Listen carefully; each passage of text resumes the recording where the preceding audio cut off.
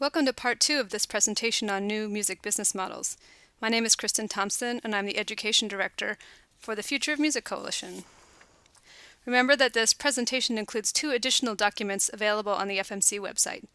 There's a spreadsheet that shows how much labels, songwriters, performers, and publishers are compensated for a number of the examples we have in this presentation. Visit futuremusic.org/files/newbusinessmodels.pdf for that one.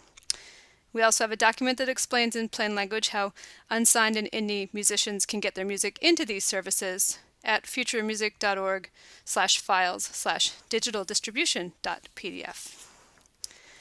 So, let's start with digital stores. There are 2 types. There's the kind where a consumer orders a CD online and the CD arrives in the mail. This is essentially internet-facilitated mail order. Then there's the kind where a consumer downloads a digital file or a digital album for a set price. In other words, digital music purchasing. Just to make it easy to follow along, we've chosen to show how one CD is available via many different services. We're going to look at Dan Zane's record, Catch That Train, which was released on his own Festival 5 Records and was the 2007 Grammy Award winner for Best Musical Album for Children. Dan Zanes works with an amazing array of musicians, from Rosanne Cash to Amy Mann to the Kronos Quartet and the Blind Boys of Alabama. So, let's see how many different ways we could listen to or purchase Catch That Train. Let's start at CD Baby, an amazing website where over 200,000 independent and unsigned artists are selling their music. If you went to cdbaby.com and searched for Dan Zanes, you'd see almost all his releases there. In this case, you can preview songs, then buy the CD for $15, and CD Baby will send it to you in the mail. CD Baby also offers MP3 downloads directly off the artist's page like this one, if the artist so chooses. CD Baby also acts as a digital aggregator for thousands of bands, which means CD Baby delivers their music to stores like Amazon, iTunes, eMusic, Rhapsody, Napster, and many more. So here's the best part. The system is really set up to ensure musicians are fairly compensated. The musician sets the price of the CD they have on sale. CD Baby keeps $4 for each physical CD sold, and the rest goes to the artist. In Dan Zane's case, he got $11 off this sale, CD Baby gets $4. For revenue from digital sales or streams, if you sell an MP3 off the CD Baby website, the artist gets 75% of that sale.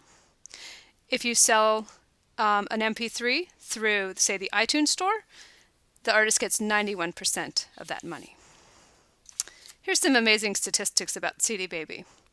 Nearly 280,000 musicians have sold in excess of 5 million CDs through this service, which has led to over $100 million paid directly to artists. And CD Baby pays every Monday. Given the limited options that musicians had even less than 10 years ago, it's easy to see how CD Baby's model of simplicity and transparency has been embraced by the music community. Here's the same Dan Zanes album available on the iTunes Music Store. You can either buy a single track or the whole album.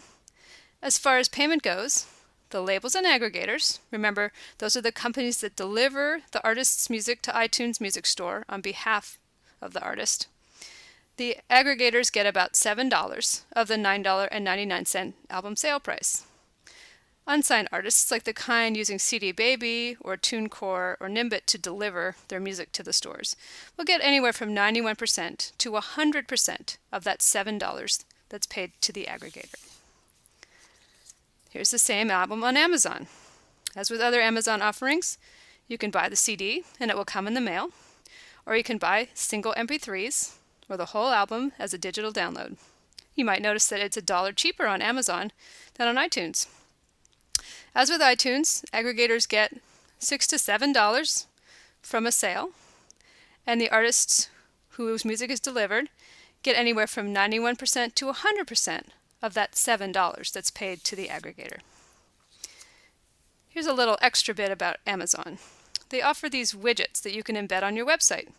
So here's a website page for the band The Layaways, who are from Chicago. One of their band members, David Harrell, writes an excellent blog called Digital Audio Insider, where he talks a lot about his band's experiences with these various services.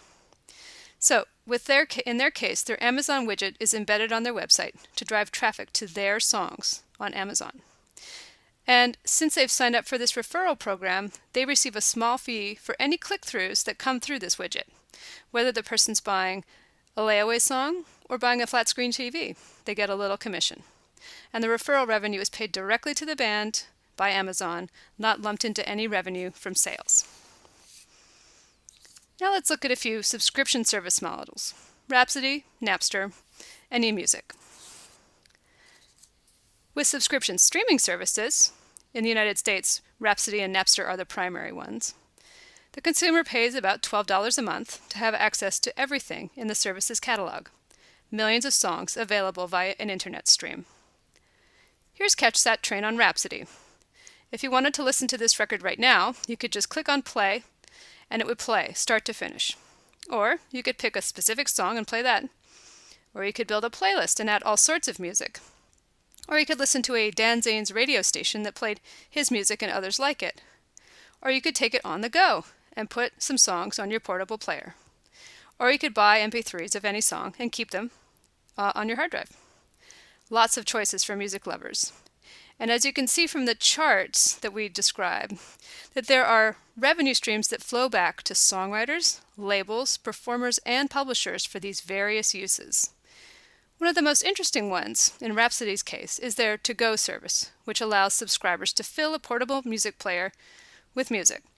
Then, when the customer resynchronizes their player with their account, Rhapsody counts the plays that the artist got while the customer was on the go. And it pays the artist for that use as well. That's not even iPods do that. And as of mid-September 2009, Rhapsody is now available on the iPhone via a widget, via an app.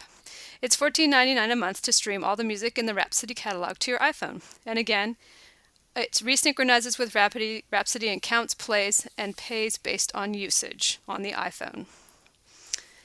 Here's Catch That Train on eMusic, which is a download subscription service. This is more like a all-you-can-eat for one price per month service.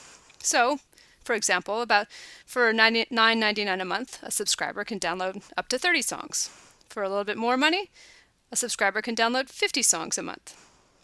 Many music fans like eMusic because all their files are unprotected MP3s, which means they can be played on almost any computer or portable device, including the ubiquitous iPod.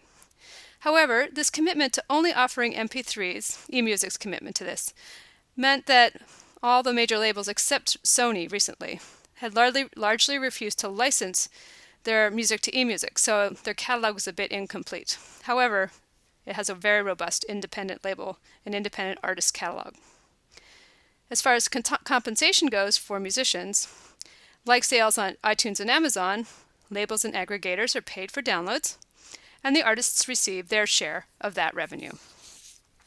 Here, just another screenshot from eMusic shows how they've decided to incorporate more social networking components recently and recommendations, which include user reviews, pre-built playlists, related artists, and so on. In the next part of the presentation, we'll look at artist-to-fan and patronage models.